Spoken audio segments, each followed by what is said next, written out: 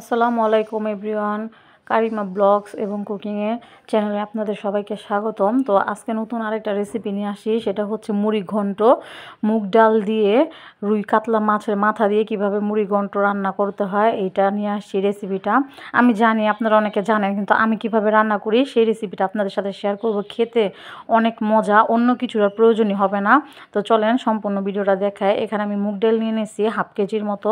তো মুগ ডালটাকে ভালো করে ভেজে নিয়েছি, ভেজে এখন ধুয়ে এটাকে ভালো করে সিদ্ধ হতে দিয়ে দেবো। আর মুগ ডালটা আমি আলাদা করে সিদ্ধ করে নেব। আর এদিকে কাতল মাছ আর রুই মাছের মাথা একসাথে মিশিয়ে নিয়েছি, বেশি করে মাছের মাথা নিয়েছি যাতে তরকারিটা রান্না করলে গ্রান হয়। আর এই যে এদিকে মুগ ডালটা আমার সুন্দর সিদ্ধ হয়ে গেছে। তো এখন আমি মূল রান্না চলে যাব। তো এখানে একটা হাঁড়িতে পেঁয়াজ তেল দিয়ে ভাজতে দিয়ে দিয়েছি, তারপরে তেজপাতা, গরম মশলা, তারপর আপনার আদা রসুন দিয়ে ভালো করে এটাকে ভাইজা নিব। পরিমাণ মতো লবণ দিয়ে দিছি, হলুদের গুঁড়া দিয়ে দিছি 2 চামচের মতো, আর মরিচের গুঁড়া দিয়ে দিছি 1 চামচের মতো। কারণ মরিচের গুঁড়াটা কমই দিছি এখানে, এটা রাঁধুনি হলুদের মরিচের গুঁড়া বেশি অনেক ফ্লেভারফুল হয়।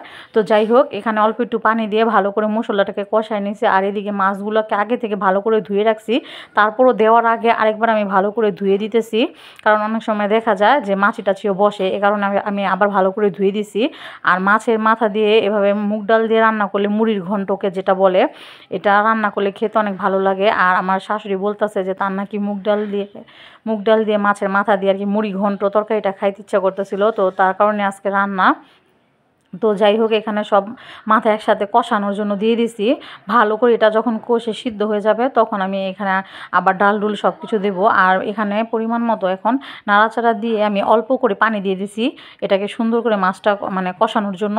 আর যে এদিকে সুন্দর করে মাছটা কষানো শেষে এখানে আমি সিদ্ধ করে রাখা মুগ ডালগুলো দিয়ে দিছি। আর এই মুড়ি ঘন্টটা রান্না করলে সবাই অনেক ভালো করে কষায় নেব। আর এর জন্য আমি ভালো করে নাড়াচাড়া দিতেছি। আর এত সুন্দর করে মাছের মাথাগুলো সিদ্ধ হয়েছে দেখেন, নাড়া দেওয়ার আগে মানে ভাঙা ভাঙা হয়ে গেছে।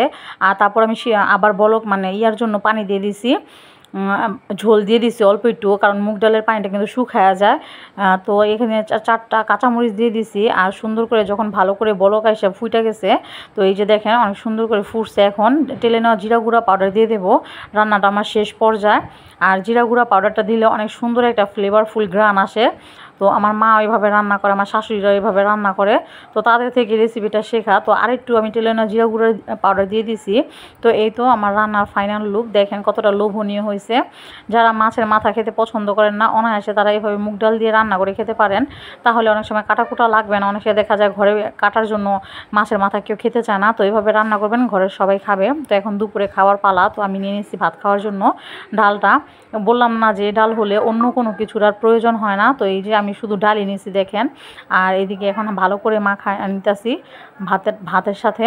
তো এই তো বিসমিল্লাহির রহমানির রহিম বলে মুখে দিয়ে দিলাম, সাথে একটা গাছের কাঁচামরিচ নিছি। আর আমাদের এই গাছের কাঁচামরিচগুলো খেতে খুব মজার, ঝাল আর ফ্লেভারফুল। তো এই তো যারা যারা আমার ভিডিওটা দেখেন অবশ্যই লাইক কমেন্ট শেয়ার করবেন। আর যারা ইউটিউব থেকে দেখবেন অবশ্যই সাবস্ক্রাইব করবেন। আর যারা ফেসবুক থেকে দেখবেন অবশ্যই আমার পেজে ফলো করবেন। তো আজকের ভিডিও এ পর্যন্তই। সবাই ভালো থাকবেন, সুস্থ থাকবেন। আল্লাহ হাফেজ।